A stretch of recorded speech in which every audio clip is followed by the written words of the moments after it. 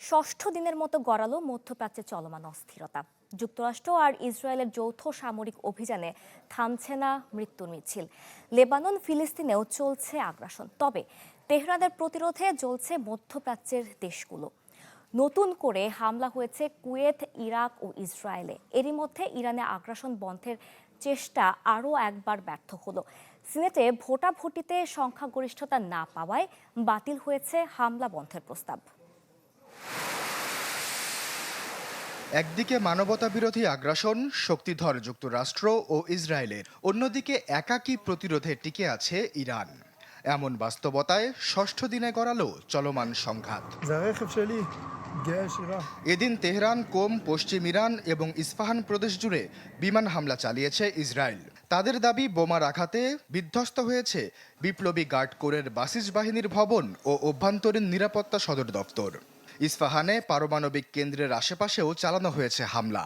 তবে আন্তর্জাতিক পরমাণু শক্তি সংস্থা বলছে, কাছের দুটি ভবন বিধ্বস্ত হলেও পরমাণু সংরক্ষিত কোনো স্থাপনার ক্ষতি হয়নি। ডিজাইন, এলিগেন্স, বিউটি, সেরা পণ্য সবার জন্য জেভিকো। লেবাননেও চলছে আগ্রাসন। বৈরুতে বিমানবন্দরের হাইওয়েতে ইসরায়েলি হামলায় মিলেছে হতাহতের খবর। ত্রিপলিতে ফিলিস্তিনি শরণার্থী শিবিরকেও লক্ষ্যবস্তু করেছে জায়নবাদী মার্কিনী জোট। অন্যদিকে আছে প্রতিরোধের খবরও। মধ্যপ্রাচ্যের মার্কিন ঘাঁটি আছে এমন দেশগুলোতেও অব্যাহত আছে তেহরানের পাল্টা অভিযান। হামলা হয়েছে কুয়েতের মুবারক আল কাবির বন্দরে নোঙর করা একটি জ্বালানি ট্যাঙ্কারে। দোহায় মার্কিন দূতাবাস এলাকার আশপাশ থেকে বেসামরিক নাগরিকদের সরে যাবার নির্দেশ দিয়েছে কাতার। তুরস্কের আকাশসীমায় ইরানের একটি ব্যালিস্টিক ক্ষেপণাস্ত্র ভূপাতিত করেছে ন্যাটোর বিমান প্রতিরক্ষা ব্যবস্থা। ভোর রাত থেকে ইসরায়েলেও একের পর এক শোনা যায় সতর্ক সাইরেন।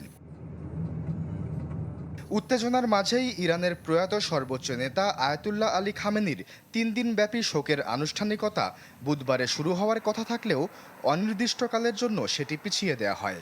ধারণা করা হচ্ছে, যুদ্ধের মাঝে লাখো মানুষের ঢল এড়াতেই নেওয়া হয়েছে এ সিদ্ধান্ত। এদিকে ডোনাল্ড ট্রাম্পের ইরান অভিযানের পক্ষে সমর্থন জানিয়েছেন মার্কিন সিনেটের সংখ্যাগরিষ্ঠ সদস্য। আকাশপথে চলমান যুদ্ধ বন্ধ এবং যে কোনো সামরিক পদক্ষেপের জন্য কংগ্রেসের অনুমোদনে বাধ্যবাধকতা চেয়ে আনা প্রস্তাব আটকে দেওয়ার পক্ষে মত দিয়েছেন তারা। আগ্রাসন থামানোর প্রস্তাবটি বাতিল হয়েছে 53-47 ভোটে। আশ্বাস চৌধুরী, চ্যানেল 24।